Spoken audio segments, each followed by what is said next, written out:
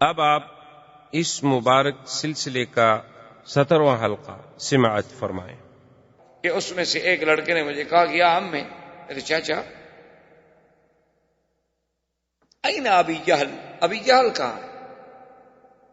تو میں نے کہا ماں بک ابی جہل، بیٹا تمہیں ابی جہل سے کیا؟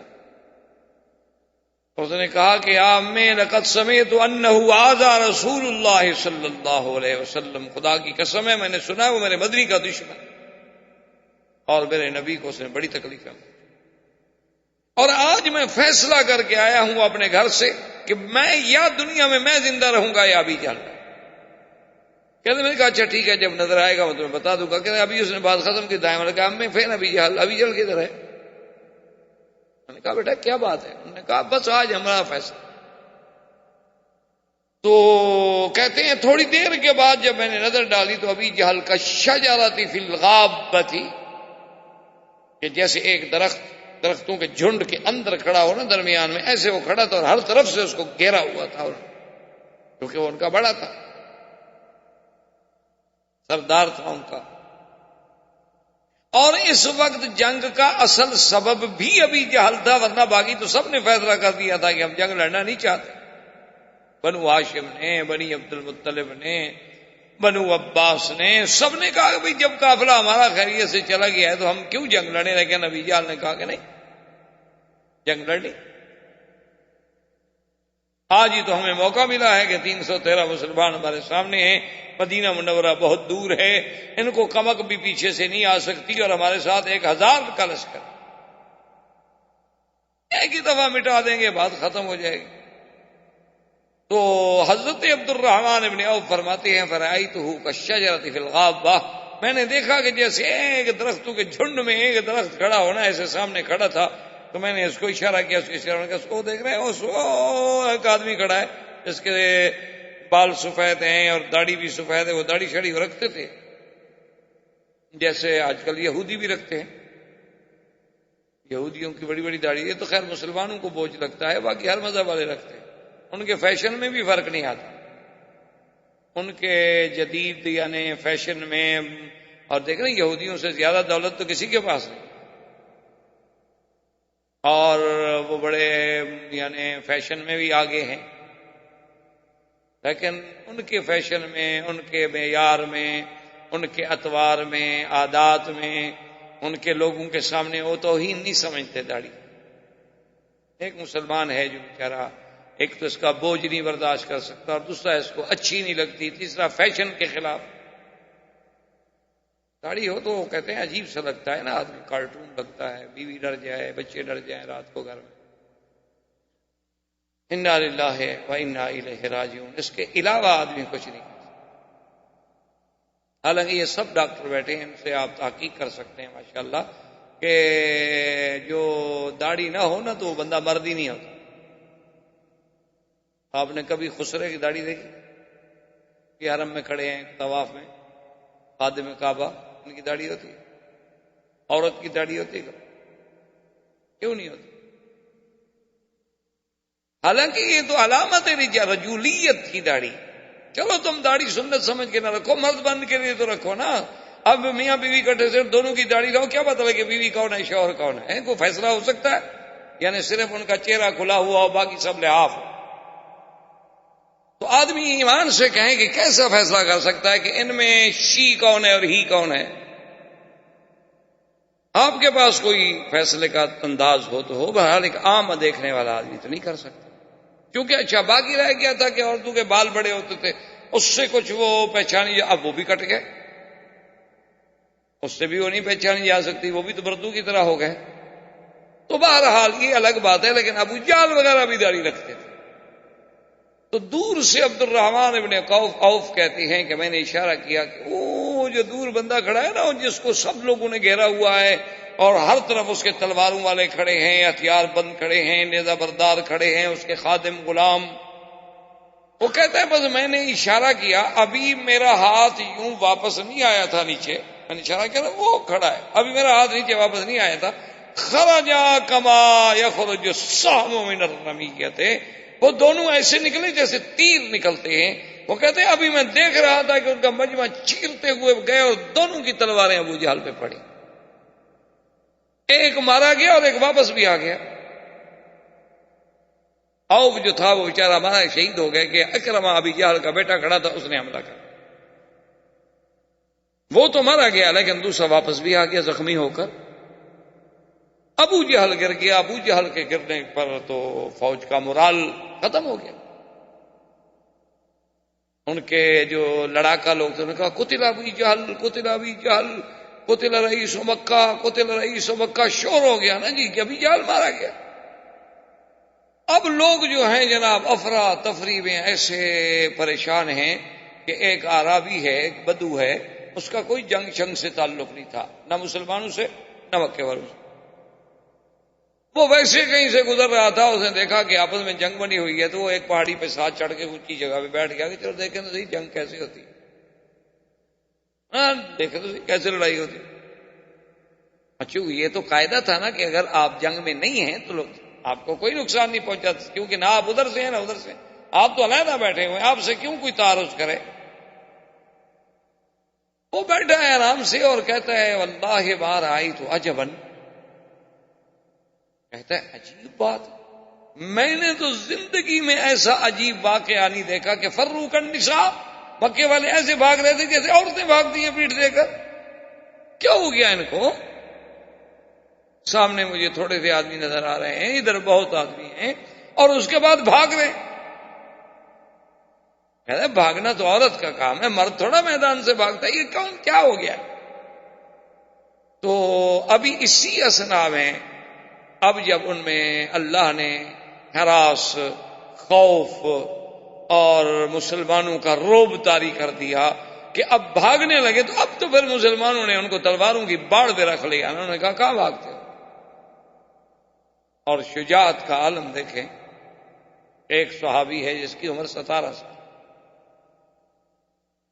بعض کہتے ہیں یہی معاذ تھا، معاذ اور معوذ جن نے ابو جہل کو مارا،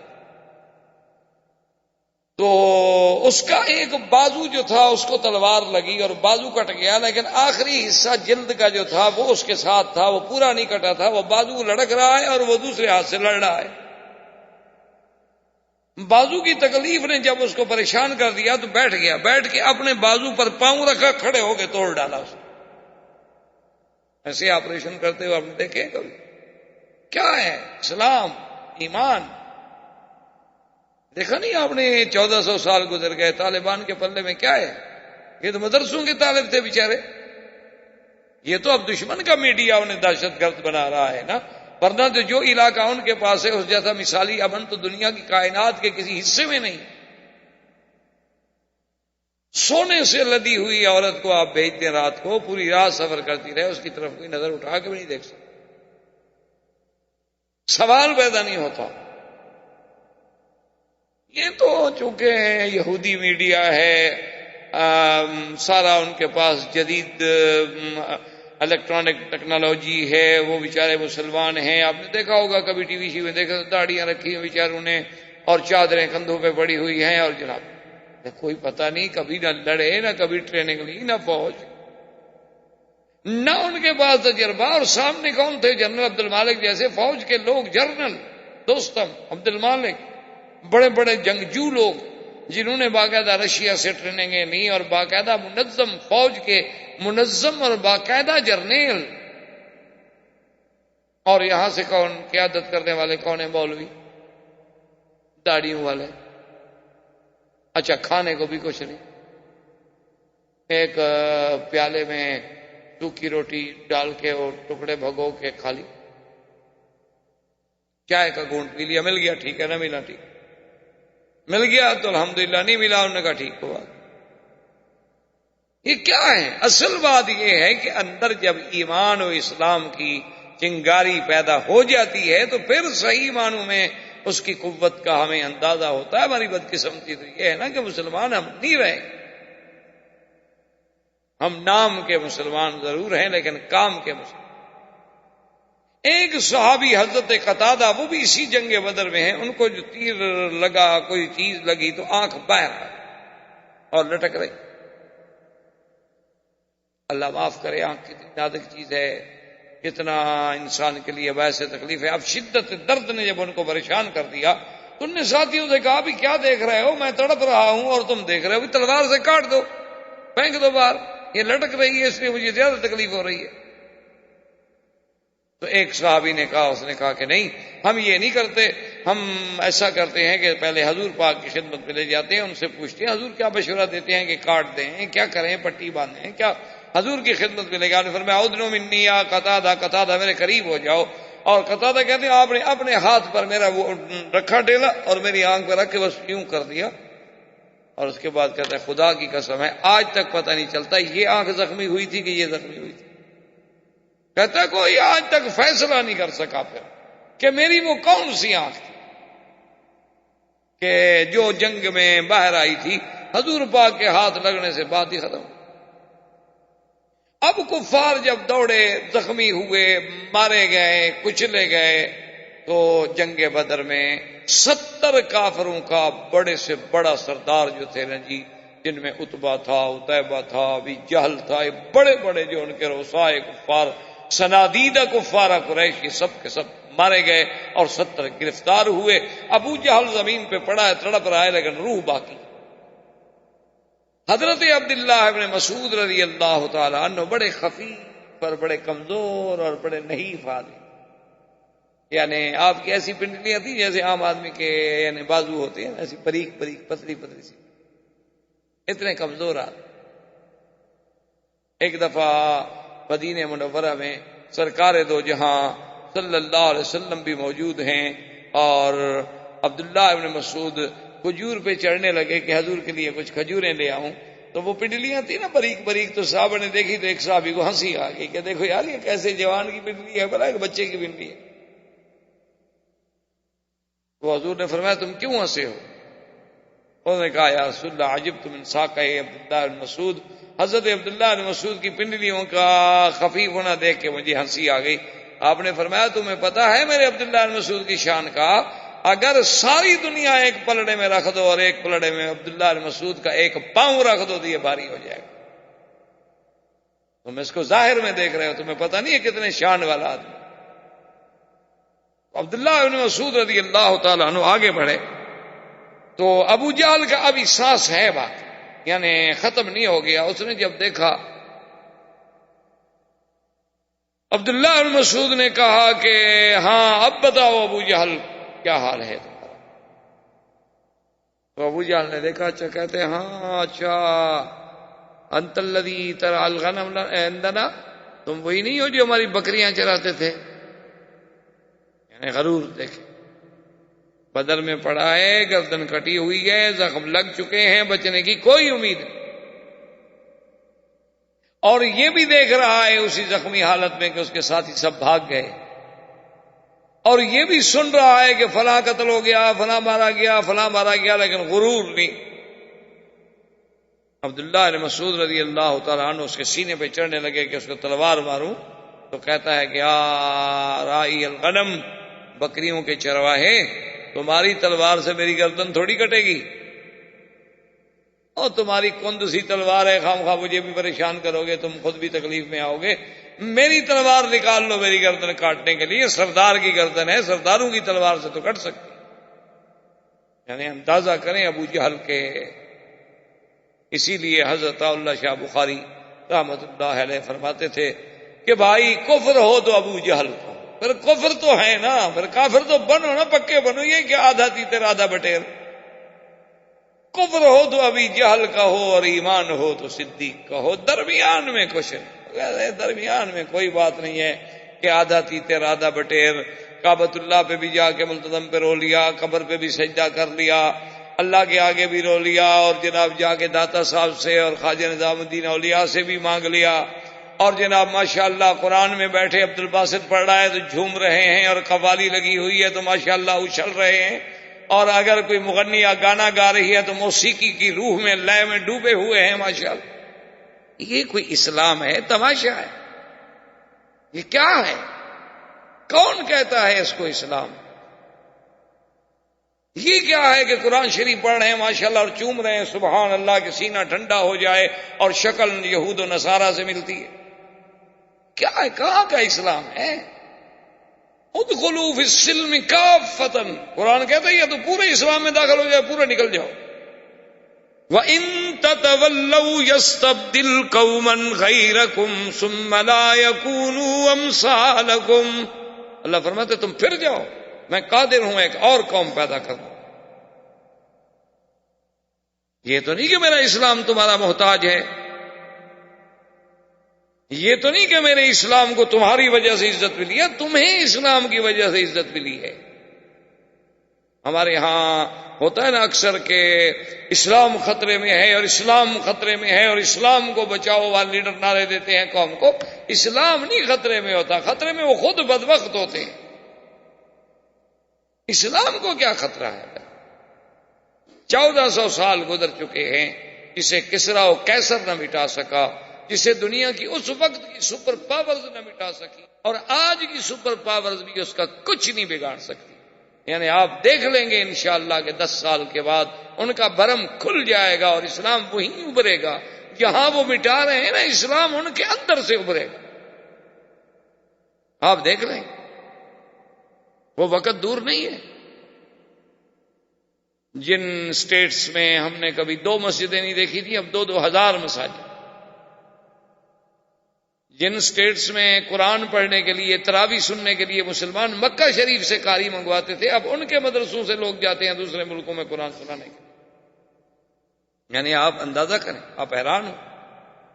یعنی وہ لوگ قرآن تراویح پڑھانے والا ان کے پاس کوئی نہیں، قاری ان کے پاس کوئی نہیں. ہانگ کانگ میں ابھی میں تھا، بتا رہے تھے کہ کئی سال تو ایسا ہوتا تھا کہ مسلمانوں کے لیے تراویح پڑھانے والا کوئی نہیں ہوتا تھا. مسئلہ بن جاتا تھا جن کو صرف قرآن کی 10 سورتیں یاد ہیں، وہ بھی ہمارے سارے کام میں 3 یا 4 آدمی تھے. اور اب ماشاءاللہ کولون کی مسجد سے 30 حفاظ جو ہیں نا، وہ مختلف مقامات میں بھیجے جاتے ہیں رمضان میں تراویح پڑھانے کے لیے. اور ان کے بعد حافظ باقی ہوتے ہیں، مانگنے والوں کی مانگ ختم ہو جاتی ہے.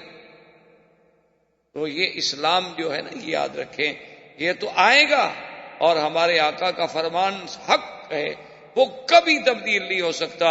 حضور نے فرمایا ایک وقت آئے گا ادخلہ اللہ پاک اس دین اسلام کو داخل کریں گے فی بیت مدر وشعر ووبر بعز عزیز و بذل ذلیل، کہ کوئی گھر تو گھر، خیمہ بھی باقی نہیں رہے گا جہاں اسلام داخل، چاہے اللہ اس کو قوت سے داخل کر. اس لیے آپ دیکھیں گے بڑے بڑے لوگ اسلام میں. اگلے دن میں دیکھ رہا تھا، پڑھ رہا تھا، جو پہلے جارج بش وغیرہ کو گزرا ہے یا اور کوئی پتہ نہیں پریزیڈنٹ گزرے ہیں ان کے امریکہ کے، اس کا پوتا مسلمان ہو گیا.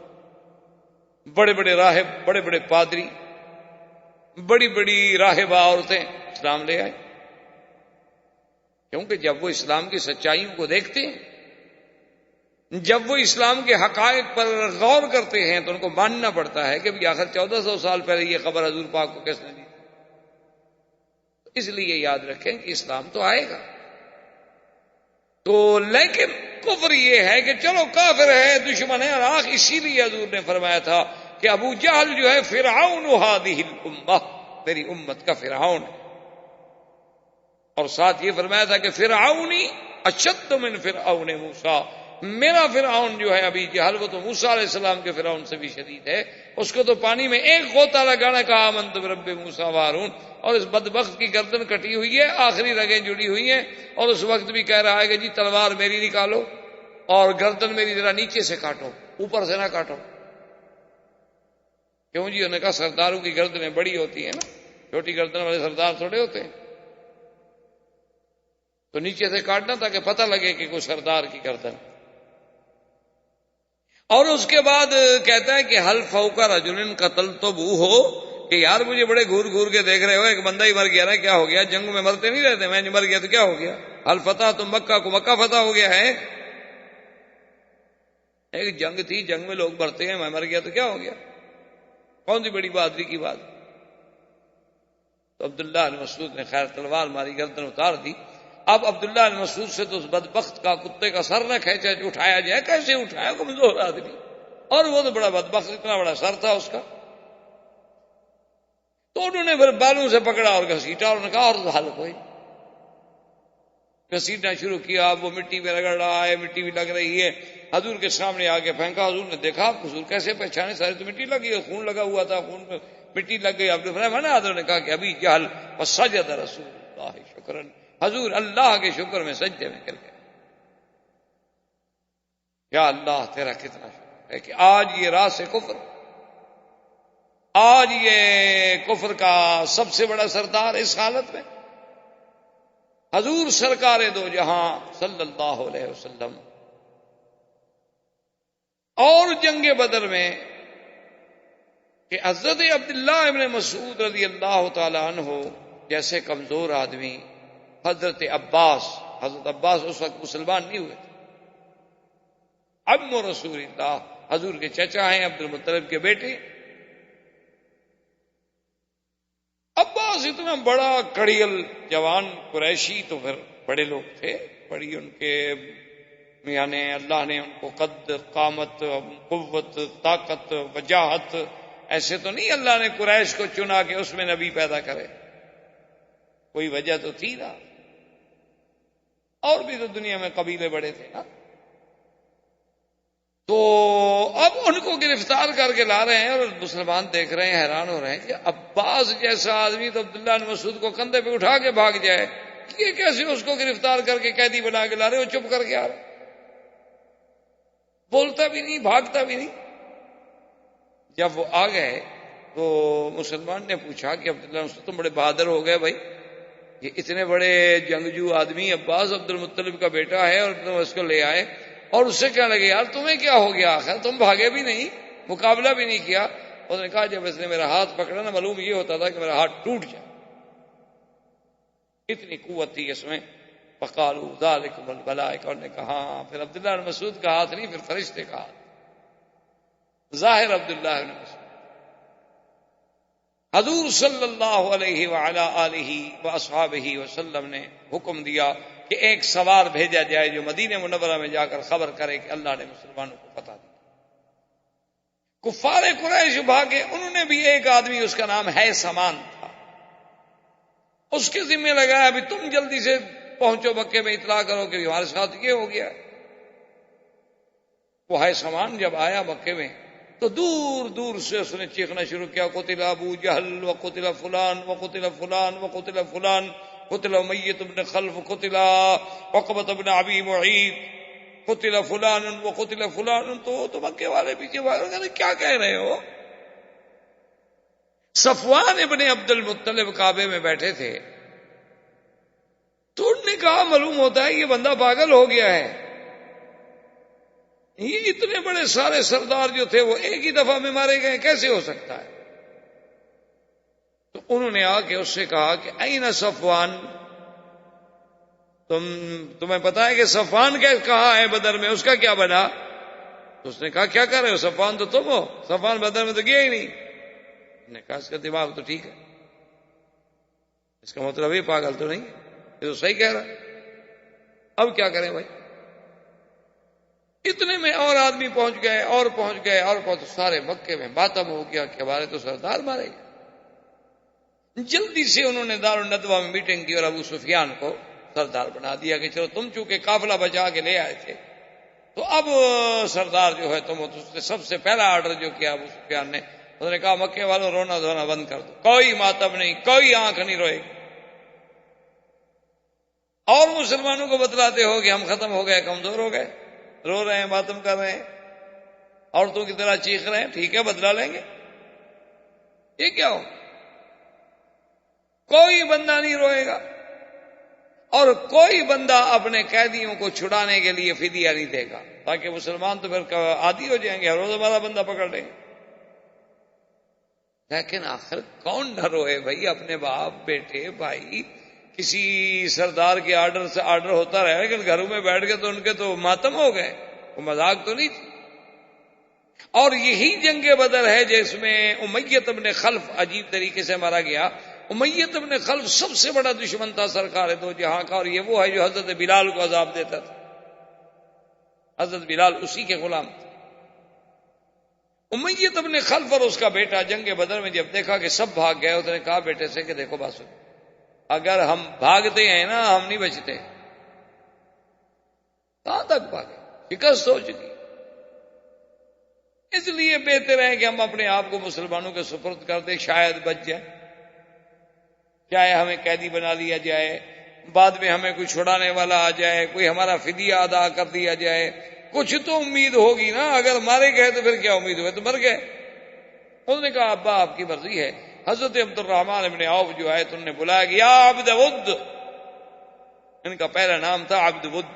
ود ان کا بت تھا نا، بتوں کے نام تھے نا قرآن میں جس کا ذکر بھی، ودن و سواعن و یغوث و یعوق و نصرا، یہ سب ان کے بتوں کے نام تھے. عبد الرحمن ابن عوف کو جو آدمی عبد ود کر کے پکارتا تھا وہ بولتے نہیں تھے، جواب نہیں. اس نے پھر کہا کہ عبد الالہ، اللہ کے بندے. تو یہ کھڑے ہو گئے، نے کہا کیا بات ہے؟ انہوں نے کہا کہ دیکھو تم یہ جو زرہیں چن رہے ہو نا محمد مقام بدر سے، ان سے زیادہ قیمتی چیز میں تمہیں دینا چاہتا ہوں. نے کہا کیا ہے؟ انہوں نے کہا ان کو پھینک دو، تم ہمیں پکڑ لو، ہم دونوں تمہاری قید میں آنا چاہتے ہیں. اس کا مطلب تھا کہ ان کی پناہ ہمیں آ جائے، کسی طرح ہمیں پناہ دے دیں تاکہ پھر مسلمانوں سے بچنے کا کوئی حل تو ہو نا. تو نے کہا کہ ٹھیک ہے میں تمہیں پکڑتا ہوں. عبد الرحمن ابن عوف اور ان کے بیٹے کو امیہ اور بیٹے کو لے کے چلے. خدا کی قدرت ہے جس راستے سے جا رہے تھے اسی راستے میں بلال کھڑا تھا. تو بلال نے جب دیکھا تو صرخ بلال، قال ھذا امیہ الذی یعذبنی، او مسلمانوں دوڑو، یہ آ گیا امیہ بدبخت جو مجھے تکلیفیں دیتا تھا، یہ زندہ جا رہا ہے. ان نجا لا انجو ابدا، خدا کی قسم ہے آج اگر یہ بچ گیا تو پھر میں گویا زندہ نہیں. مسلمان تلواریں لے کے پھر کٹھے ہو گیا. بلال کیا ہو گیا؟ دیکھو امیہ. عبد الرحمن نے کہا ہذا اسیری، یہ میرا قیدی ہے بھائی، خبردار حملہ مت کرو. بلال نے کہا کہ دیکھو تمہارا قیدی ہو یا کوئی ہو، بات سیدھی ہے کہ اس نے مجھے اللہ کے دین کے لیے، توحید کے لیے، اسلام کے لیے انگاروں پہ تڑپایا ہے، میں اس کو کیسے چھوڑ دوں گا؟ عبد الرحمن بن عوف کہتے ہیں کہ میں نے امیہ سے کہا ایسا کرو تم لیٹ جاؤ جلدی جلدی زمین پہ. وہ جلدی جلدی لیٹ گیا اور میں اس کے اوپر لیٹ گیا. میں نے کہا بھی اس کو مارتے ہو تو پہلے مجھے مارو. بلال نے مسلمانوں سے کہا کہ یار عبد الرحمن بن عوف کو کوشش کرو اس کو نیچے سے مارو بدبخت. تو عبد الرحمن بن عوف تو اوپر لیٹے ہوئے تھے، وہ نیچے سے تلواریں مار مار کے صحابہ نے اس کو مارا. خدا کی قدرت ہے کہ عبد الرحمن بن عوف بیچارے کی ٹانگ بھی مسلمانوں نے کاٹ ڈالی. اتنا جوش تھا. تو امیہ بدبخت تو یوں مرا. حضور نے حکم دیا کہ اس کو قلیب بدر میں، وہ جو بدر میں کنواں ہے اس میں پھینکا جائے. اب جب گھسیٹ کے لے گئے تو اس کی لاش پھٹ گئی اسی وقت. ایک تو ہے کہ کئی دن کے بعد چلو بھی اس میں نفخ ہو جائے، پھٹ جائے، اسی وقت ٹکڑے ٹکڑے ریزہ ریزہ ہو گئی. اور ایک ویسے بھی وہ ریزہ ریزہ ہو چکا تھا، تو اب اس کو کیسے گھسیٹیں، کیسے لے جائیں؟ تو انہوں نے بنا اچھا اس پر یہیں پتھر ڈال دو اور یہیں اس کو ختم کر.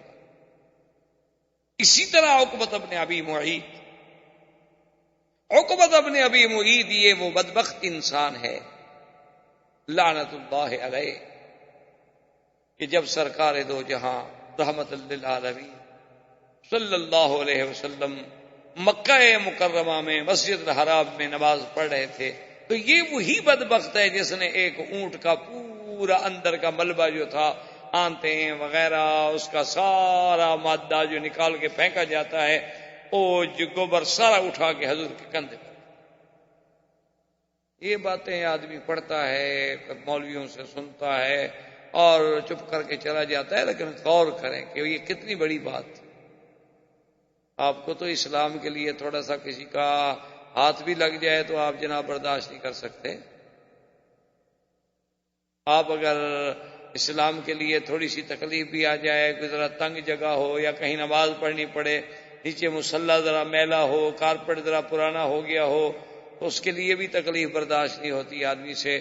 لیکن اندازہ کریں کہ اللہ کے نبی پہ کیا گزری ہوگی کہ سر سجدے میں ہو اور پورے جسم پر ایک مردار جانور کا پورا گوشت کا حصہ پڑا ہو اور بدن خون خون ہو چکا ہو اور زبان سے سبحان ربی الاعلی. کیا عالم. یہ ڈالنے والا کون تھا؟ یہی تھا عقبۃ بن ابی. اور دوسری دفعہ یہی عقبۃ بن ابی معیط تھا بدبخت کہ حضور نماز پڑھ رہے تھے تو اس نے پاؤں رکھ دیا حضور کے سر پر. حضور نے فرمایا کاد ان یموت، ہو سکتا ہے میں قریب تھا کہ شاید مر جاؤ. سانس رک گئی، پاؤں رکھ کے ظالم کھڑا ہو گیا. بڑا اپنا 6-7 فٹ کا لمبا چڑنگا بلا دیو ہیکل انسان. تو جب یہ سامنے آیا حضور نے فرمایا ھذا عدو اللہ، یہ اللہ کا دشمن ہے، اس کو معافی نہیں. تو یہ 2 آدمی ہیں جو پکڑے جانے کے بعد بغیر لڑائی کے قتل کر دیے گئے، ایک عقبۃ بن ابی معیط اور ایک نضر بن الحارث اور امیہ بن خلف. اور باقی سب کو حضور نے فرمایا کہ جو مر گئے ان کو پکڑو اور گھسیٹو اور کنویں میں پھینک دو، کنویں میں ڈالو. سب کو کنویں میں ڈال دیا. حضور صلی اللہ علیہ وسلم نے اسی میدان جنگ میں عجیب عجیب واقعات پیدا ہوئے. ایک صحابی نے کہا کہ یا رسول اللہ، میں تو حیران کہ میں نے ایک کافر کو تلوار ماری تو میری تلوار ابھی اس کی گردن کے قریب ہی نہیں پہنچی اور اس کا سر اڑ گیا. حضور نے فرمایا تمہیں پتہ نہیں ہے کہ اللہ کے فرشتے جو ہیں وہ آج بدر میں لڑ رہے ہیں، جو اللہ نے وعدہ فرمایا تھا کہ إذ تقول للمؤمنين ألن يكفيكم أن يمدكم ربكم ب3,000 من الملائكة منزلين بلى إن تصبروا وتتقوا ويأتوكم من فورهم. اللہ نے فرمایا اگر تم صبر کرو، اللہ تبارک و تعالیٰ کا تقوی اختیار کرو، اللہ پاک مدد بھیجیں گے. یمددکم ب5,000 من الملائکۃ مسومین. اللہ نے فرمایا 5,000 فرشتہ آسمانوں سے. اور فرماتی ہیں فرشتے ہم نے کیوں بھیجے، ورنہ فرشتہ تو ایک ہی کافی تھا نا. وما جعله الله إلا بشرى لكم ولتطمئن قلوبكم به وما النصر إلا من عند الله العزيز الحكيم. اللہ نے فرمایا کہ ہم نے جو فرشتے اتارے ہیں صرف تمہیں خوشخبری دینے کے لیے، تمہارے دلوں کی تسکین کے لیے، ورنہ مدد تو میرے ہاتھ میں ہے، میں جس کو چاہوں مدد دوں. فرشتوں کی کیا ضرورت ہے، اللہ چاہے بغیر فرشتوں کی مدد کر. ہم نے کیوں اتارے تھے؟ تاکہ تمہیں طاقت ملے، تمہیں قوت ملے، تمہارا تسکین قلب ہو جائے، تمہاری اعانت ہو جائے، ورنہ اصل مدد تو میرے ہاتھ. وَمَن نَّصْرُ إِلَّا مِن عِندِ اللَّهِ، اور نہیں آتی مدد مگر اللہ تبارک و تعالیٰ کی طرف سے. وہ جس کو چاہیں اس کی مدد فرما دیں، وہ چاہیں تو ابابیلوں سے ہاتھیوں کو بروا ڈالیں، وہ چاہیں تو ہوا سے قوم عاد جیسی گرانڈیل قوم بڑی قوت والی طاقت والی کو فنا کر ڈالیں، اس کی مرضی. عاد اتنے بڑے، آپ کو پتا ہے کہ عاد قوم جو تھی اتنی بڑے بہادر، اتنے بڑے قوت والے لوگ تھے کہ ایک پتھر جو ہم میں سے 60 اور 70 آدمی نہ اٹھا سکے وہ اکیلا اٹھا لے. لیکن اللہ نے جب عذاب بھیجا تو کوئی فوج نہیں بھیجی، فرشتے نہیں بھیجے. وَأَمَّا عَادٌ فَأُهْلِكُوا بِرِيحٍ صَرْصَرٍ عَاتِيَةٍ سَخَّرَهَا عَلَيْهِمْ 7 لَيَالٍ و8 أَيَّامٍ حُسُومًا فَتَرَى الْقَوْمَ فِيهَا سَرْعَىٰ كَأَنَّهُمْ أَعْجَازُ نَخْلٍ خَاوِيَةٍ. اللہ فرماتے ہیں کہ جب ہم نے قوم عاد کو ہلاک کیا، جب ہم نے قوم عاد کو ہلاک کیا تو ہم نے ہوا بھیجی، اور ہوا بھی 7 رات اور 8 دن متواتر چلتی رہی، اور ایسے اٹھا اٹھا کے پٹخ دیا کہ دیکھنے والا دیکھے تو معلوم ہو جیسے کھجوروں کے پورے جسد پڑے ہوئے ہیں. فرمایا کہ دیکھو ان میں کوئی بچا، کوئی میرے عذاب سے بھاگ سکا. اللہ چاہے تو ہوا بھیج کے مدد کر دے. اللہ اکبر. اللہ تبارک و تعالی رحمت فرمائے. 12 لوگ بھی عجیب ہوتے ہیں. اسی واقعے سے آج کل ہمارے لوگ ہیں نا، بعض جو آپ کو پتا ہے، بعض لوگ کہتے ہیں نا کہ منگل بدھ میں سفر نہ کریں، یہ ہو جائے گا وہ ہو جائے گا. انہوں نے انہی چیزوں سے نکالا ہے. انہوں نے کہا کہ قوم عاد پہ جب عذاب آیا، قرآن کہتے ہیں ایام نحسات، یہ نحوست والے دن تھے. تو کہتے ہیں کہ بدھ کے دن سے عذاب شروع ہوا اور بدھ کو ختم ہوا، اسی لیے بدھ کے دن جو ہے سفر نہ کیا۔ عجیب قوم۔ اچھا اگر ایک دن دشمن کے لیے منحوس ہو تو تمہارے لیے مبارک ہوگا یا تمہارے لیے بھی منحوس ہوگا؟ نہیں سمجھ آئی؟ جس دن دشمن بر جائے تمہارا، چلو اس کے لیے تو منحوس ہے، لیکن تمہارے لیے تو خوشی کا دن ہے۔ تمہارے لیے کیسے منحوس ہو گیا؟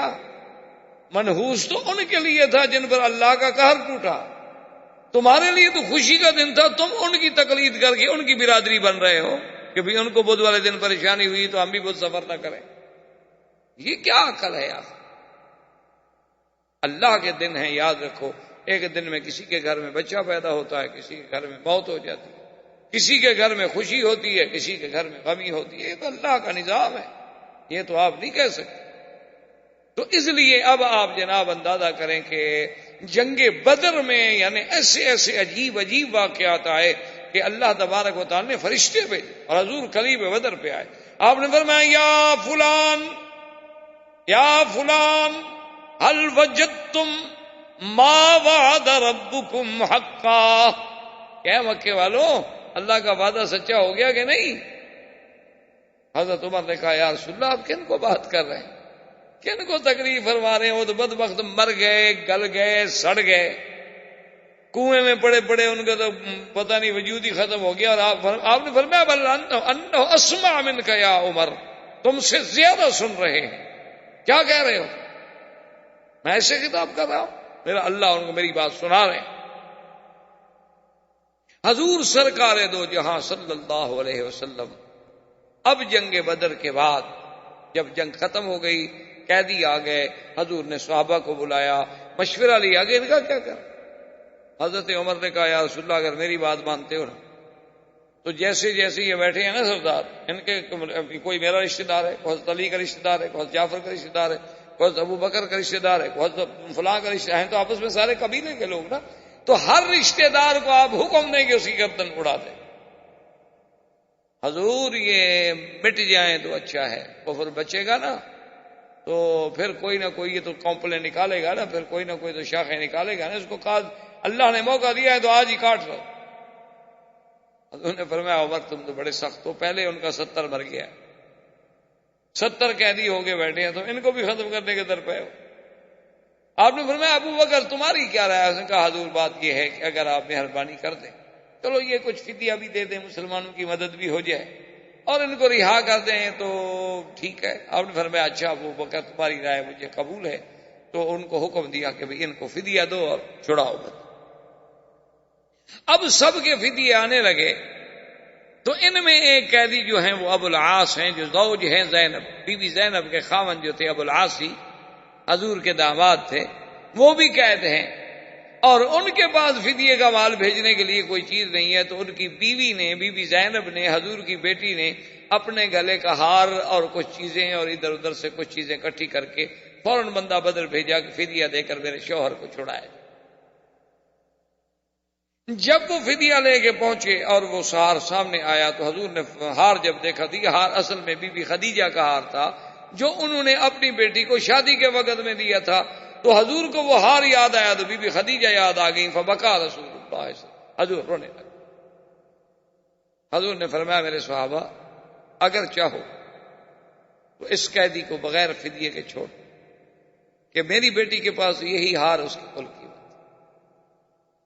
اگر چاہو تم راضی ہو، چکے یہ معاملہ مسلمانوں کا ہے، میں حکم نہیں دے سکتا۔ صحابہ نے کہا حضور آپ چاہیں تو سب کو چھوڑ دیں، ایک بات آپ چاہیں حضور تو سب کو چھوڑ دیں، ہم آپ کی بیٹی کا ہار لیں گے۔ تو حضور پاک نے اس کو رہا کر دیا۔ اچھا خدا کی شان دیکھو، وہ بھی تو قریشی تھا نا، وہ مکے میں آ گیا، حضور صلی اللہ علیہ وسلم کی قید سے واپس پہنچ گیا، چھوٹ گیا، اس وقت اسلام نہیں لے آیا، بعد میں اسلام لایا کہ میں قیدی بن کے اسلام قبول نہیں کروں، اسلام قبول کروں گا تو جب آزاد اپنے منشے سے، اپنی خوشی سے۔ اور بی بی زینب کو بھیج دیا، بعد میں خود مسلمان ہو کے آ گیا، الحمدللہ اللہ نے اس کے اسلام کو قبول فرما لیا، اور حضور صلی اللہ علیہ وسلم کے اس فیصلے پر اللہ کی طرف سے ناراض کیا۔ اللہ نے حکم دیا، اور حدیث میں آتا ہے کہ حضرت عمر آئے، دیکھا کہ حضور بھی رو رہے ہیں اور ابو بکر بھی رو رہے ہیں، تو حضرت عمر نے سلام کیا اور کہا یا رسول اللہ ماذا یبکی، یا رسول اللہ حضور آپ کو کیا چیز رلا رہی ہے، مجھے بھی بتائیں تاکہ میں بھی تو آپ کے غم میں شریک ہو جاؤں۔ آپ نے فرمایا عمر، آج اللہ کا عذاب گویا کہ اتر کے اس درخت کے قریب آ گیا تھا، اگر وہ اترتا لما نجا منہا الا سعد و عمر، اس سے کوئی نہ بچتا مگر عمر اور سعد۔ اللہ نے تیرا فیصلہ قبول کر لیا کہ ان کافروں کو قتل کر دینا چاہیے تھا، فدیہ کیوں لیا؟ ما کان لنبی ان یکون له اسرا حتی یسخن فی الارض تریدون عرض الدنیا واللہ یرید الآخرہ واللہ عزیز حکیم۔ لولا کتاب من اللہ سبق لمسکم فیما اخذتم عذاب عظیم۔ اللہ نے فرمایا میرا مدنی یہ پیغمبر کی شان کو بات لائق نہیں کہ ہم دشمن قیدی بنا کے ان کے سامنے لائیں اور وہ چھوڑ دیں، کیوں دنیا کی آپ کو زیادہ ضرورت تھی؟ اگر ہم فیصلہ نہ کر چکے ہوتے کہ آپ کی ہر غلطی معاف ہے تو آج ہم پکڑ لیتے، لیکن ہم پہلے فیصلہ کر چکے ہیں کہ ہم نے اپنے پیغمبر کی ہر چیز معاف کر دی ہے۔ پہلے بھی آدمی یغفر اللہ لک ما تقدم من ذنبک وما تأخر۔ حضور صلی اللہ علیہ وسلم کے صحابہ اصحاب بدر، جبریل علیہ السلام اترے، انہوں نے کہا، سوال کیا کہ یا رسول اللہ یہ صحاب بدر کے بارے میں آپ نے فرمایا صحاب بدر جو ہیں تمام صحابہ سے افضل ہیں۔ تو جبریل نے کہا کہ ھاکذا فی السماء، یا رسول اللہ واقعی آسمانوں میں بھی یہی فیصلہ ہوا ہے کہ جو فرشتے بدر میں اترے تھے وہ سب فرشتوں سے افضل ہیں، اور جو بندے بدر میں آئے تھے وہ سب بندوں سے افضل ہیں۔ اور خدا کی شان دیکھیں، یہ مقام بدر والوں کو ملا کہ اللہ نے فرمایا، حضور نے فرمایا کہ اللہ نے دیکھا میرے بدر والوں کو اور فرمایا اعملوا ما شئتم فانی قد غفرت لکم، کہ اے اصحاب بدر آج کے بعد جو چاہے تم کرو، میں نے تمہارے گناہ معاف کر دیے۔ اتنی بڑی بشارت، اس کا مطلب یہ نہیں ہوتا کہ تم گناہ کرو، مانا یہ ہے کہ جب اتنا بڑا شان ملا ہے وہ تو اور زیادہ جھک جائیں گے، وہ تو اور زیادہ اطاعت کریں گے، اور زیادہ فرما برداری کریں گے، اور دوسرا پھر اللہ ان کو راستے سے ہٹنے نہیں دیں گے، وہ تو مقام بدر ہے۔ حضور صلی اللہ علیہ وسلم اور غنیمت کے ساتھ، کامیابی کے ساتھ، فتح کے ساتھ مدینہ منورہ میں تشریف لائے، اور پورے عالم میں اسلام کا رعب جو تھا وہ غزوہ بدر کی فتح کے بعد چھا گیا، غالب آ گیا۔ اب لوگ اسلام کو سوچنے لگے، سمجھنے لگے۔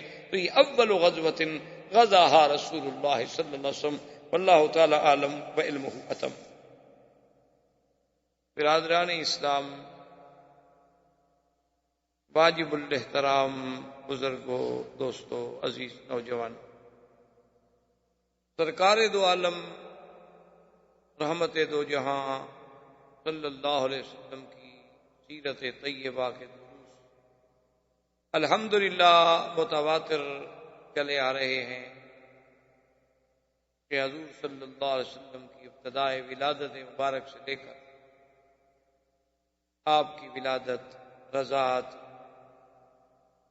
پھر آپ کا بچپن، پھر آپ کا دور شباب، پھر سرکار دو جہاں کا زمانہ بعثت، زمانہ بعثت میں پھر زمانہ دعوت، پھر دور انذار، پھر تعذیب مسلمین، پھر ہجرت مسلمین، پھر ہجرت سرکار دو جہاں صلی اللہ علیہ وسلم، اور ہجرت کے بعد سب سے بڑا عظیم معرکہ، سب سے بڑا عظیم غزوہ، اور سب سے پہلا اسلام کا غزوہ، غزوہ بدر کے بارے میں ہم نے الحمدللہ کافی حد تک اپنے علم کے مطابق باتیں کی ہیں اور سنی ہیں، اور تقریباً ہم اس مقام پہ پہنچے تھے کہ حضور کو اللہ نے بدر میں فتح عطا فرمائی۔ بدر میں جب اللہ نے فتح عطا فرما دی تو کافروں نے اس خبر کو مکہ مکرمہ بھیجنے کے لیے، ایک شخص تھا جس کا نام تھا حیثمہ، اس کی ذمہ داری لگائی کہ تم مکے والوں کو خبر دو کہ بھائی میدان بدر میں تو یہ ہو گیا کہ ہمارا 70 سردار مارا گیا ہے اور 70 قید ہو چکے۔ تو جب ہے سامان نے سرزمین مکہ میں آ کر یہ خبر دی تو پورے مکہ مکرمہ پہ سناٹا چھا گیا کہ یہ کیا ہو، کیونکہ وہ تو کبھی سوچ بھی نہیں سکتے تھے نا کہ اس قسم کا واقعہ بھی ہو سکتا ہے۔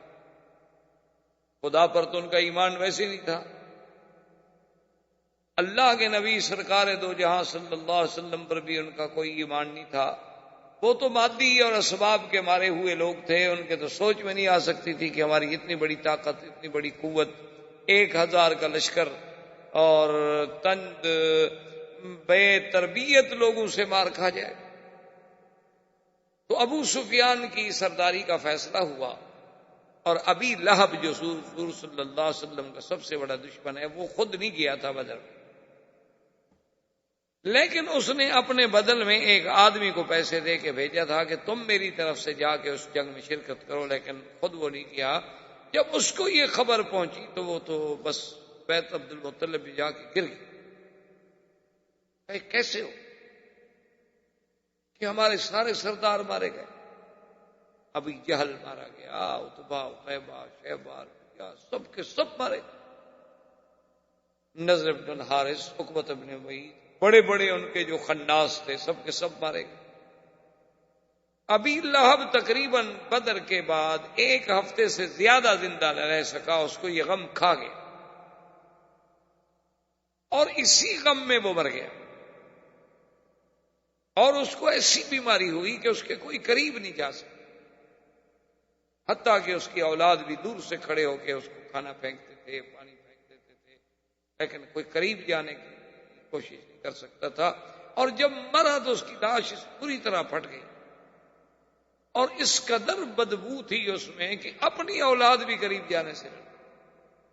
تو بڑی مشکلوں سے انہوں نے بڑی لکڑی کے بڑے بڑے بانس انہوں نے بنائے اور اس کو اس کے نیچے ڈال کے دور دور سے اس کو پکڑا اور اٹھا کے کڑے میں پھینک دیا، کیونکہ اور کوئی حل نہیں تھا، کوئی اس کو ہاتھ نہیں لگا سکتا۔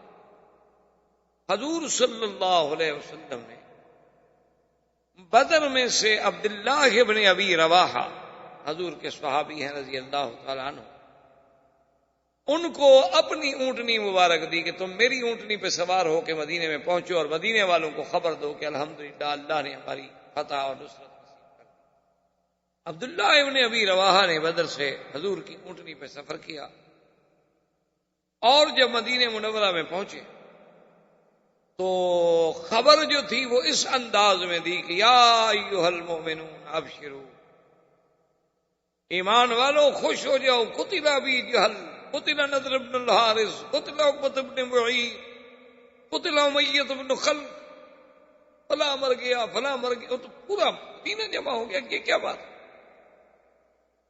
اب یہودیوں کو بھی پتہ چلا کہ بھی یہ کیسے ہو، تو یہودی چونکہ دشمن ہیں اور بڑے مکار اور خداع قوم ہیں، انہوں نے فوراً بات کو الٹا اور پورے مدینہ منورہ میں یہ شور کر دیا کہ قتل محمد مصطفیٰ صلی اللہ علیہ وسلم شہید ہو۔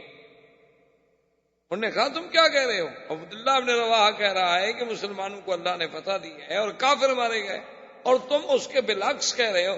اس نے کہا دیکھا نہیں حضور کی اونٹنی ہے، حضور اگر زندہ ہوتے تو اپنی اونٹنی پہ تشریف لے آتے نا، تو حضور کی اونٹنی کا خالی آ جانا جو ہے دلیل ہے کہ سوار جو ہے وہ شہید ہو گیا۔ اب مسلمان ایک عجیب مخمصے میں پڑ گئے کہ کیا ہو،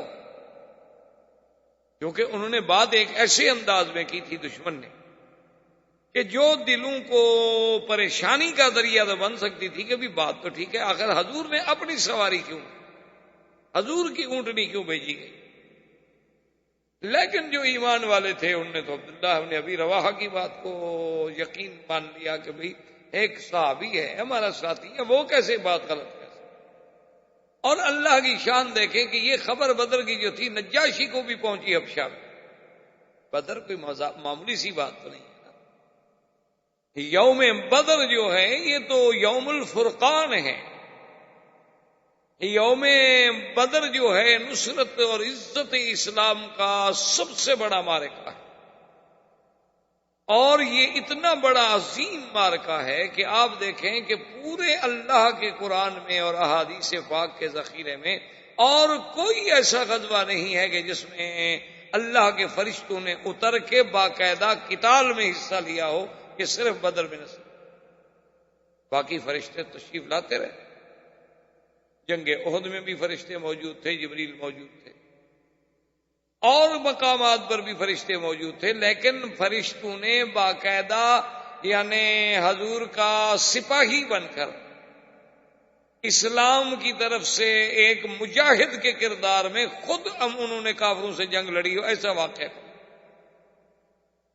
اور اسی لیے مسلمان کہتے ہیں کہ جب ہم کافروں کو دیکھتے تھے نا کہ ایک آدمی کو تلوار لگے، ٹھیک ہے اس کی گردن کٹ گئی یا زخمی ہو گیا، مر گیا، زخم لگنا الگ بات ہوتی ہے، کسی کا جل جانا جو ہے وہ الگ بات ہوتی ہے، لیکن صحابہ کہتے ہیں کہ ہم حیران ہوتے ہیں کہ کافر ہے، مرا پڑا ہے، تلوار لگی، بازو کٹ گیا، گردن کٹ گئی، لیکن اس جگہ جلی ہوئی بھی ہے، تو ہمیں سمجھ نہیں آتی کہ انہو قتل ولکنہ کیف ہو رہی،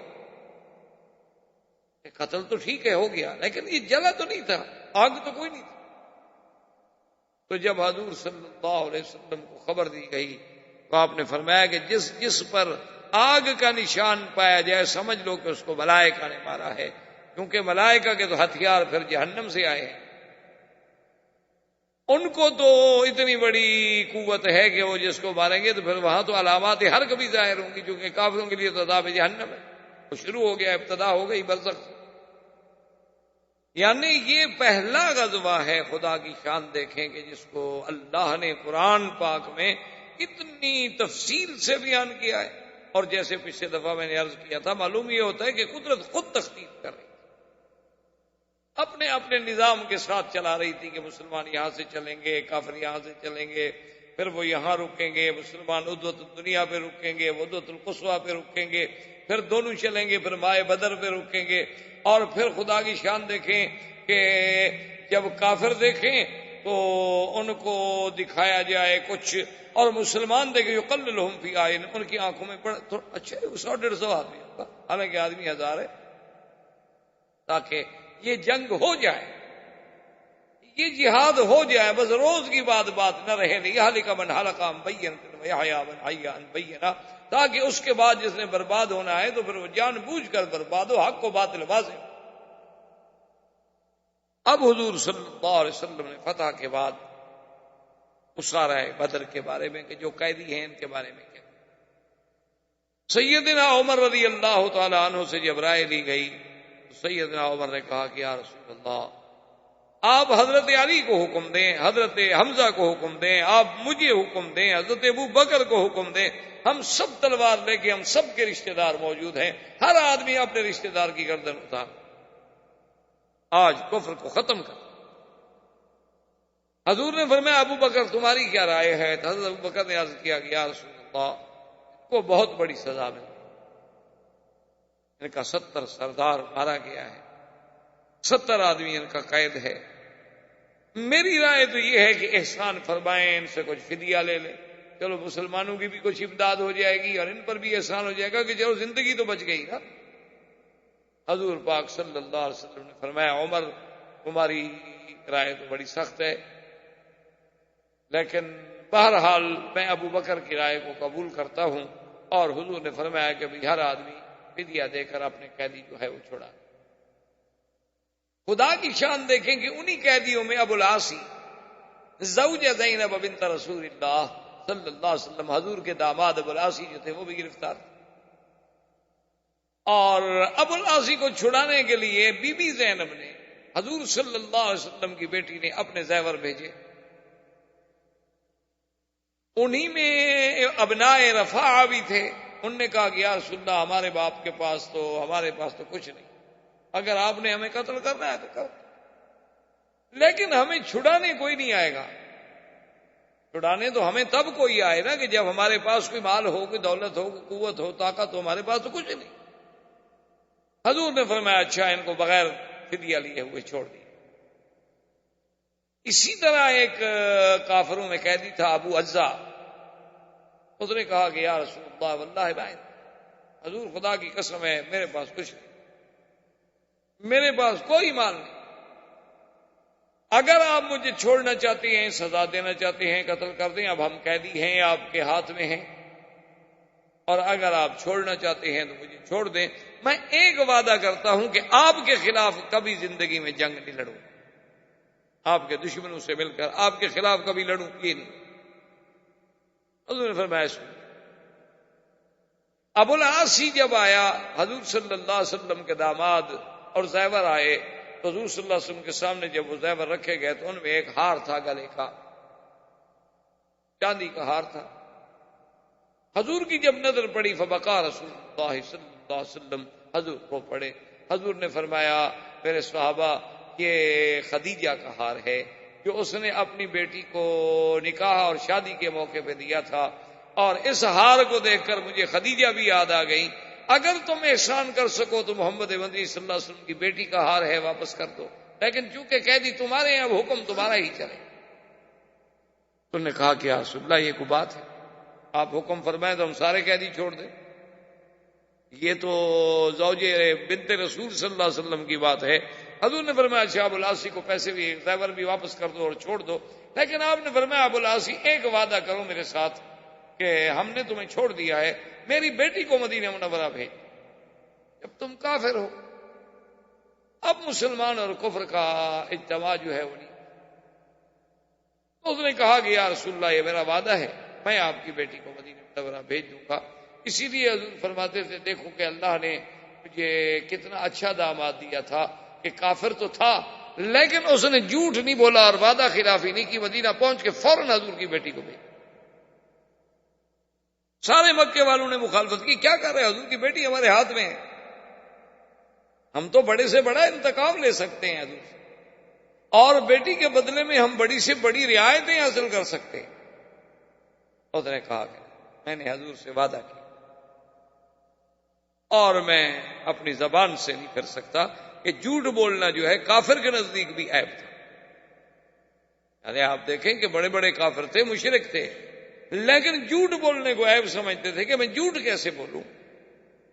اور آج مسلمانوں میں جو سب سے زیادہ صفائی سے جھوٹ بول لیتا ہو وہ ان کا لیڈر ہوتا ہے، وہ ان کا قائد ہوتا ہے، اور اسی کو سارے لوگ بڑا معزز اور اچھا آدمی سمجھتے ہیں۔ حالانکہ جھوٹ اتنی بری چیز ہے کہ جہاں اللہ نے شیطان پہ لعنت بھیجی وہاں جھوٹ بولنے والوں نے۔ تو حضور صلی اللہ علیہ وآلہ وسلم نے اس مشورے کے بعد ابھی یعنی قیدی تو آزاد ہو گئے، اب بدر سے حضور صلی اللہ علیہ وسلم کی واپسی کا سفر شروع ہونے والا ہے، آپ بیٹھے ہوئے ہیں کہ آیت مبارک نازل ہوئی۔ حضرت عمر فرماتے ہیں کہ میں جب آیا میں نے دیکھا کہ حضور بیٹھے ہیں، ابو بکر بیٹھے ہیں اور رو رہے ہیں، تو میں نے سلام کیا، میں نے کہا ما یبکیکما، یا رسول اللہ کیا بات ہے، آپ کیوں رو رہے ہیں، کوئی ایسی بات ہے تو مجھے بتائیں تاکہ میں بھی تو شریک ہو جاؤں رونے میں۔ آپ نے فرمایا عمر آج اللہ کا عذاب جو سمجھو یوں نازل ہوا کہ اس درخت کے قریب آ گیا، اور اگر اللہ کی رحمت نہ ہوتی اور وہ عذاب اتر جاتا تو کوئی بھی نہ بچ سکتا الا سعد و عمر، مگر صرف عمر اور سعد بچ جاتے، باقی سب کو عذاب پکڑ، جس کو اللہ نے قرآن میں بھی فرمایا کہ لولا کتاب من اللہ سبق لمسکم فیما اخذتم عذاب عظیم، کہ میرے مدنی محمد مصطفیٰ اگر ہم اپنے تقدیر کا پہلے فیصلہ یہ نہ کر چکے ہوتے کہ آپ کی ہر غلطی ہم نے معاف کر دی ہے تو آج ہم پکڑ لیتے۔ تم نے دشمنوں کو آپ نے اسارا کو، آپ نے صنادید کفار قریش کو چھوڑ دیا، ہم ان کو پکڑ کے لاتے ہیں تو آپ کے سامنے تاکہ آپ کے لیے دین کی عزت ہو، اور آپ چاہتے ہیں کہ کچھ صحابہ کا فائدہ ہو جائے حیات دنیا کے لیے۔ اتنا بڑا عتاب آیا، اور ساتھ اصحاب بدر کو اتنا بڑا مقام ملا کہ حضور نے فرمایا ان اللہ اطلع الی اہل بدر، حضور فرماتی ہیں کہ اللہ تبارک و تعالی نے خود اپنی نظر فرمائی اہل بدر اور فرمایا اعملوا ما شئتم انی قد غفرت لکم، کہ اے اصحاب بدر آج کے بعد جو چاہے تم کرو، میں نے تمہارے گناہ معاف کر دیے ہیں۔ اتنی بڑی بخشش کا مقام ہے، یعنی آپ عظمت بدر کا اندازہ لگا کہ سیدہ عائشہ صدیقہ بنت صدیق رضی اللہ تعالی عنہا پہ جب تہمت لگائی گئی، اس سے بڑا گناہ کوئی ہو سکتا ہے کہ بی بی عائشہ پہ تہمت لگائی جائے؟ امہات المومنین پہ، زوجہ رسول محمد مصطفیٰ پہ، اور نعوذ باللہ نعوذ باللہ نعوذ باللہ تہمت بھی زنا کی۔ بی بی عائشہ فرماتی ہے کہ مجھے تو پتہ ہی نہیں تھا کہ کیا ہو رہا ہے مدینے میں، کیا باتیں ہو رہی ہیں، میرے علم میں بھی نہیں، اور اتنا مجھے تھوڑا تھوڑا سا فرق محسوس ہوا کہ حضور پاک کے کچھ بولنے میں، کچھ آنے جانے میں تھوڑی سی بے رخی نظر آئی، لیکن میں نے اس کو بھی حضور کی اپنی مصروفیت میں محمول کر لیا کہ آپ بڑے مصروف ہیں، اس لیے آپ کو ٹائم نہیں مل رہا میرے ساتھ بات کرنے۔ کہتی ہیں کہ ایک رات جب میں نکلی گھر سے، کیونکہ اہل مدینہ کی عورتیں اس وقت یہ گھروں میں حمام وغیرہ تو بنے نہیں تھے، لہذا اپنی ضروریات کے لیے عورتیں جو تھی شام کو اکٹھی ہو کے باہر دور چلی جاتی، جیسے ہمارے یہاں پہلے دیہاتوں میں بھی یہ بات ہو۔ آپ کے چونکہ آپ کی اور ہماری سب لوگوں کی ثقافت تقریباً ایک ہے، یعنی آج سے کچھ عرصہ قبل 20 سال 30 سال 25 سال پہلے دیہاتوں میں کوئی حمام، کوئی باتھ روم، کوئی اٹیچڈ باتھ، کوئی یہ فلش سسٹم یہ تھوڑے ہوتے۔ اب بھی اتنے دیہات ہیں جہاں اب بھی نہیں۔ تو بی بی صاحبہ فرماتی ہیں کہ ہم جب گئے تو مستح ایک صحابی تھے حضور کے، اس کی والدہ جو ہیں وہ بھی ہمارے ساتھ تھیں اور عورتیں بھی ساتھ تھیں۔ تو جب ہم چل رہے تھے تو مستح کے پاؤں کے نیچے ان کا چادر جو تھی اوپر ڈالی ہوئی وہ پاؤں کے نیچے آئی تو وہ بیچاری گری، جھٹکا لگا، گرنے کے قریب ہوئی، تو اس کی زبان سے یہ نکلا کہ تائس مستح، اپنے بیٹے کے بارے میں اس نے کہا کہ برباد ہو جائے مستح، ہلاک ہو جائے مستح۔ بی بی عائشہ کہتی ہے میں نے کہا عجیب بات ہے، یہ کیسی ماں ہے بھئی جو اپنے بیٹے کو بد دعا دے رہی ہو؟ ماں بھی کبھی بد دعا دے سکتی؟ اللہ نے ماں کا تو دل ہی ایسا بنایا ہے کہ وہ تو سراپا دعا ہوتی، اس کی زبان سے تو اولاد کے لیے کبھی بد دعا نہیں۔ تو ابھی ایک دفعہ آپ نے کچھ عرصہ ہوا پڑھا تھا اخبار میں، ایک عجیب واقعہ ہوا کہ ایک شقی نے، ایک بدبخت انسان نے اپنی ماں کو مارا۔ شقی القلب لوگ ایسے بھی ہیں دنیا میں۔ اس نے اپنی ماں پہ حملہ کیا خنجر سے یا چھری سے یا کسی چیز سے، تو ماں بیچاری جو تھی وہ نے پورا یہ پیٹ کٹ گیا، آنتیں باہر نکل آئیں، اور اب لڑکا جب دیکھا نا اس نے خون اور ماں گری تو لڑکا ڈر کے مارے جو بھاگا، تو آگے دروازہ تھا تو دروازہ اس کے پاؤں میں اٹکا تو بچہ گر گیا، تو ماں وہاں سے چیخ پڑی کہ بیٹا تمہیں چوٹ تو نہیں لگی؟ اندازہ کریں کہ ماں کا تو یہ کردار ہے اور ہمارا کردار بھی پیدا کرنا۔ ماں کا تو اتنا بڑا مقام، ایسے تو نہیں اللہ نے فرما دیا ہے حضور پاک کی زبان مبارک سے کہ الجنت تحت اقدام الامہات، کہ ماں کے پاؤں کے نیچے جنت۔ تو اب جب بی بی نے کہا کہ تائس مستح برباد ہو، ہلاک ہو، تو بی بی عائشہ فرماتی ہے میں نے کہا کیا بات ہے تم کیا کہہ رہی ہو مستح کو؟ اما تعلمین انہ من اصحاب بدر، یعنی بی بی عائشہ نے بھی پہلی بات جو کی وہ یہ تھی کہ بی بی کیا کہہ رہی ہو، تو بدری صحابی ہے، اصحاب بدر کے بارے میں بھی ایسی کوئی بات کہی جا سکتی ہے کہ خدا اس کو ہلاک کرے، خدا اس کو برباد کرے؟ وہ میں مستح کھڑی ہو گئی، اس نے کہا عائشہ تمہیں پتہ نہیں؟ میں کہا کس بات کا؟ کہا اما تعلمین ما یقول الناس، تمہیں پتہ نہیں لوگ کیا کہہ رہے ہیں؟ میں نے کہا کیا کہہ رہے ہیں؟ تو پھر بھی مستح کی والدہ نے بتایا کہ لوگ تو یہ کہہ رہے ہیں اور میرا بیٹا مستہ جو ہے یہ بھی ان لوگوں کے ساتھ ہے جو آپ پر تہمت لگا رہے ہیں، اس لیے میں نے کہا کہ اللہ اس کو ہلاک و برباد کر۔ لیکن بی بی عائشہ نے کہا کہ ام مستہ چلو جو ہوا سو ہوا، لیکن مستہ اصحاب بدر میں سے ہے، اس کے بارے میں یعنی آپ اندازہ کریں مقام بدر کا۔ اسی طرح ایک حدیث مبارک میں جو صحیح حدیث پاک ہے میرے بدری سرکار کی صلی اللہ علیہ وسلم کی، ایک دن حضور پاک نے فرمایا، اور یہ بھی واقعہ ہے بدر کے بعد قصہ، حضور صلی اللہ علیہ وسلم نے فرمایا کہ یا علی فاتوا روضۃ خاخ فإن بها زئینۃ ومعها کتاب۔ آپ نے فرمایا کہ حضرت علی فوراً دوڑو، فوراً اونٹ لو، گھوڑے لو، دستہ فوجیوں کا ساتھ لو، جلدی جاؤ، ایک مقام ہے روضہ خاخ، مدینہ منورہ اور مکے کے راستے کے درمیان میں روضہ خاخ ایک جگہ کا،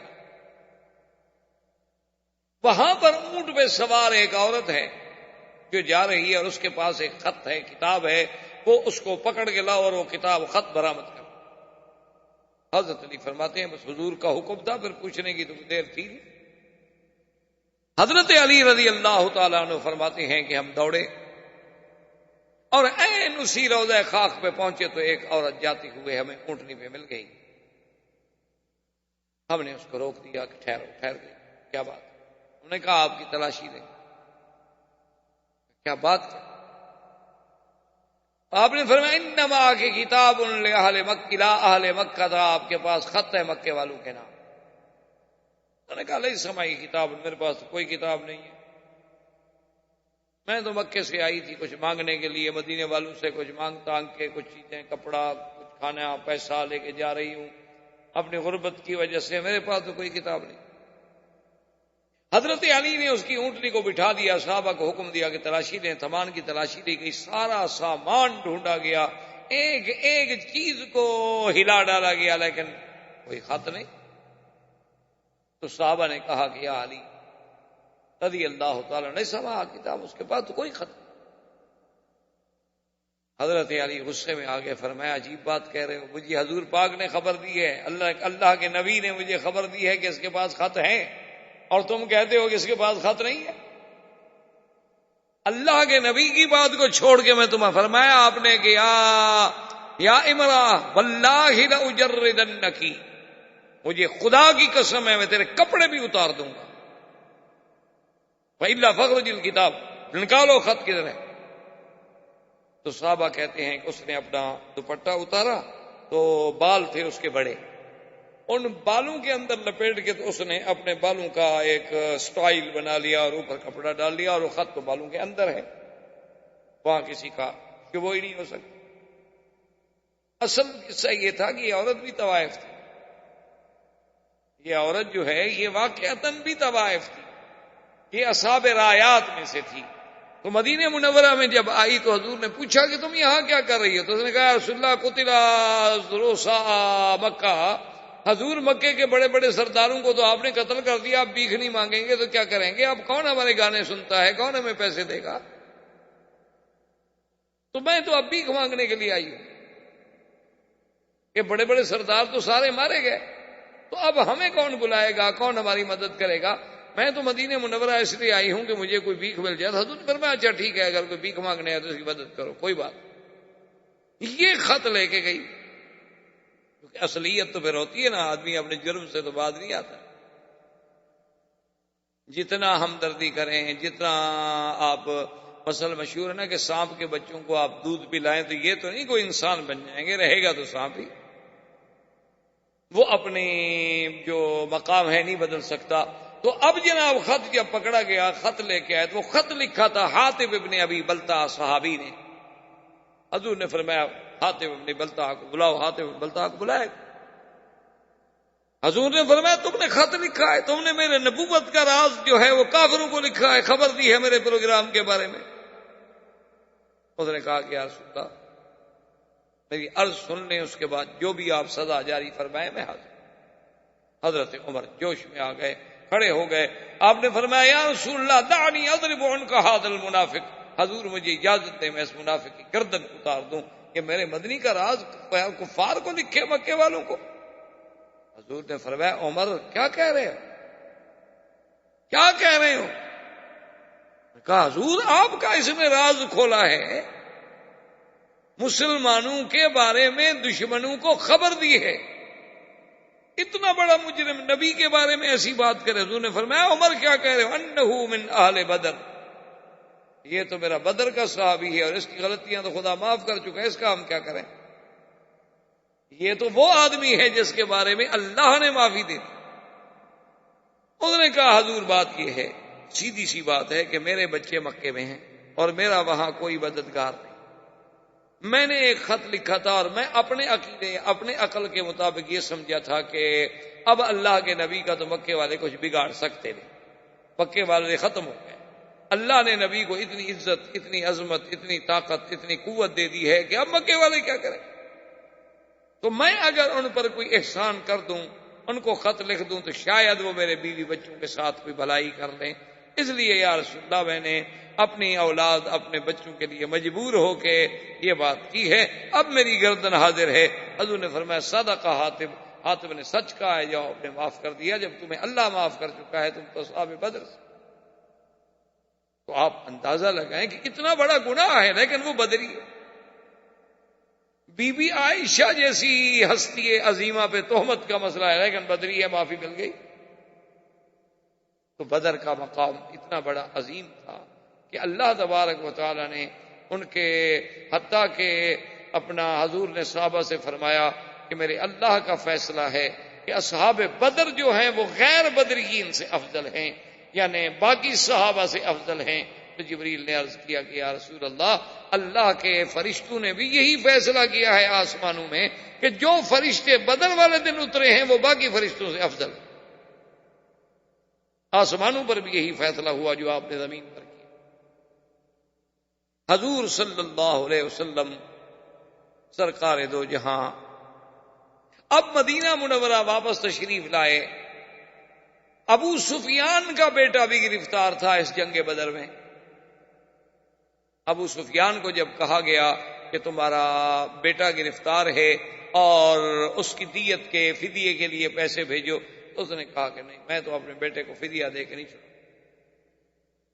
اس نے کیا کیا کہ ایک آدمی مسلمانوں کا اتفاق سے عمرے پہ آیا ہوا تو بیچارہ عمرہ کر رہا تھا. ابو سفیان نے کہا اس کو پکڑ لو. ابو سفیان نے اس کو پکڑ کے قید کر دیا اور مدینے پیغام بھیجا کہ میرا بیٹا چھڑانا ہے, چھوڑنا ہے تو یہ اپنا بندہ لے لو, ورنہ میرے بیٹے کو تم وہاں قتل کر دو, اس کو میں یہاں قتل کر دیتا ہوں. حضور نے فرمایا کہ چھوڑ دو, ابو سفیان کے بیٹے کو بھی چھوڑ دو. کیوں بیچارہ مسلمان بلا وجہ ہماری وجہ سے وہ قتل ہو جائے. اب جب بات ختم ہو گئی, جنگ ختم ہو گئی, ابو سفیان نے اسی دور میں دیکھیں عجیب کتنا سرداروں میں, قبائلی لوگوں میں کتنی غیرت اور کتنا غصہ ہوتا تھا. قسم کھالی کہنے لگا واللہ لا اغتسل من الجنابۃ حتی انتقم من محمد. کہنے لگا خدا کی قسم ہے میں غسل جنابت بھی نہیں کروں گا. بعض علماء نے کہا یعنی بیوی سے ملوں گا لیکن غسل نہیں کروں. بعض نے کہا کہ نہیں, اس کا معنی یہ تھا کہ میں خوشی بھی نہیں کروں گا, اپنی بیوی سے بھی نہیں ملوں گا جب تک کہ میں مسلمانوں سے بدلہ نہ. اب کیا ہم نے بیویوں سے ملنا ہے, اب کون سی ہماری مردانگی ہے. تو اس نے آہستہ آہستہ اپنے خاص لوگوں کو تیار کیا اور اس نے 200 آدمی تیار کیا کہ مسلح اور بڑے جوان اور بڑے چنے ہوئے لوگ, کیونکہ سب سردار مر گئے تھے, ان کی اولادوں میں سے پھر لوگ نکلے, تو ان 200 آدمیوں کو لے کر وہ نکلا مدینہ منورہ پر حضور صلی اللہ علیہ وسلم سے بدلہ لے. اچھا, اسی غزوے کا نام جو ہے ذات بنی, اسی کا نام بنی سویق بھی ہے, غزوۃ بنی سویق بھی ہے. وجہ کیا تھی کہ ابو سفیان بے حد کھجوروں کا ذخیرہ لایا تھا کہ پتہ نہیں ہمیں مدینے کے باہر کتنا دیر بیٹھنی پڑے. اس دور میں غذا جو تھی تو یہ ہوتی تھی کہ بھی کھجور ساتھ رکھ لی, کوئی ستو رکھ لیے, کوئی آٹا رکھ لیا, بس ٹھیک ہے کھجوریں کھائیں, پانی پی لیا, دن گزر گیا.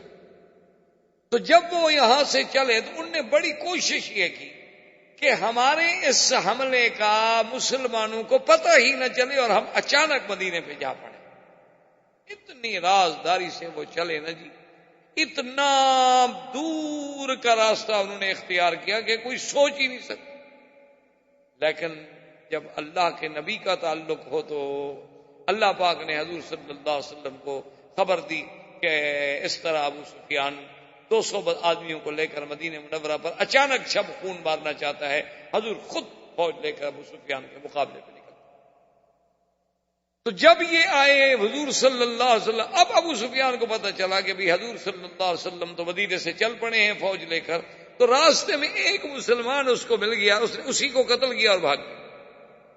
کہنے لگا چلو میری قسم تو پوری ہو گئی نا، مسلمانوں کو مارا تو ہے. اور پھر وہ کھجوریں جو تھیں ان کا سامان لے کے جانا بڑا مشکل تھا، وہ کھجوریں بھی پھینک. انہوں نے کہا بھی بوجھ ہے نا، اونٹ زیادہ تیز نہیں چل سکتے. تو وہ بھی، تو اسی لیے صحابہ نے پھر اس کا نام بنی سویق رکھا کہ بھی یہ تو کھجوروں والا غزوہ ہے نا، کہ بغیر لڑائی کے اللہ نے ہمیں اتنی کھجوریں عطا فرما دی کہ چلو ہم کھجوریں ہی کھائیں گے. اس وقت تو کھجور ایک بہت بڑی نعمت سمجھی جاتی. حتیٰ کہ سیدہ عائشہ صدیقہ فرماتی ہیں کہ ما شبع آل محمد من تمر قط الا بعد فتح خیبر. بی بی عائشہ فرماتی ہیں خدا کی قسم ہے محمد مدنی کے بچوں نے پیٹ بھر کے کھجوریں بھی نہیں کھائیں جب تک کہ خیبر فتح نہیں ہو گیا. کہ پیٹ بھر کے ہمیں کھجوریں بھی نہیں ملتی. اسی طرح سیدہ فرماتی ہیں کہ شہرن ثم شہرن ثم شہرن، ایک مہینہ کامل گزر جاتا تھا، 2 مہینے کامل گزر جاتے تھے، 3 مہینے کامل گزر جاتے تھے. حضور پاک کے 9 گھروں کے اندر آگ نہیں جلتی تھی. صحابہ نے پوچھا کیا مانا؟ بی بی فرماتی ہے کچھ ہوتا تو آگ جلا کے پکاتے، کیا کرتے، کیوں آگ جلاتے؟ ان نے پوچھا کہ امہات المومنین پھر گزر بسر کیسے ہوتی تھی؟ فرمایا تمرتن او تمرتان بما، 2 کھجور کے دانے، 1 کھجور کا دانہ اور پانی کا گھونٹ پی کے اللہ کا شکر ادا کرتے تھے. آج خیال ہے ماشاءاللہ آپ کا بازار سے سودا لیٹ ہو جائے نا تو پھر دیکھیں گھر میں آپ کیسے جاتے ہیں. یہ نہیں کہ نہ ملے، صرف لیٹ ہو جائے، لیٹ ہو جائے نا جی، کہ بھئی کو لانا تھا شام کو 4 بجے اور خامند بیچارے کو کام ہو گیا، مسکین کسی دوست کے ساتھ بیٹھ گیا، ذرا لیٹ ہو گیا.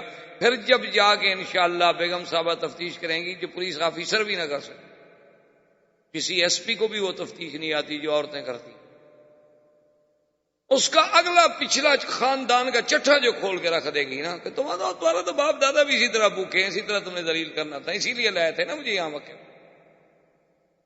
مجھے پتا تھا کیا ہو گیا یہاں آ کے تم نے 2 حرف پڑھ لیے تو کیا ہو گیا؟ تمہارے تو پیچھے والے بھی سارے بھیک مانگتے تھے، مجھے پتا نہیں. یہ ہماری بیویاں ہیں اور یہ ازواج رسول ہیں کہ 2 کھجوریں مل رہی ہیں، اس پہ بھی شکر ہے، اس پہ بھی اللہ کا شکر ہے کہ چلو اتنی تو مل جاتی تھی نا کہ ہم کھا لیتے تھے. اسی طرح حضور صلی اللہ علیہ وسلم کے یاد رکھیں یہ عظیم واقعہ سیدہ فاطمہ الزہرا رضی اللہ تعالی عنہا کا نکاح جو ہے حضرت علی سے، وہ بھی بدر کے بعد. بی بی فاطمہ الزہرا رضی اللہ تعالی عنہا کا رشتہ بہت لوگوں نے مانگا تھا، لیکن اللہ کی تقدیر کا اور اللہ کا حکم یہ تھا کہ حضرت علی سے رشتہ ہو. اور حضرت علی رضی اللہ تعالیٰ عنہ فرماتے ہیں کہ میرے ساتھ تو عجیب واقعہ ہو گیا بی بی فاطمہ الزہرا کے نکاح سے پہلے کہ میں نے 2 اونٹنیاں بڑی ان کو کھلایا پلایا، ماشاءاللہ موٹی تازی ان کو تیار کیا ہوا تھا کہ بس رسیاں لیں اور اب میں جا کے دور دور سے لکڑی لاؤں گا اور مدینے کی مارکیٹ میں لکڑی بیچوں گا اور پیسے جمع ہو جائیں گے تو میں بی بی فاطمہ سے شادی ہوگی، شادی پہ خرچ ہوگا. اب آپ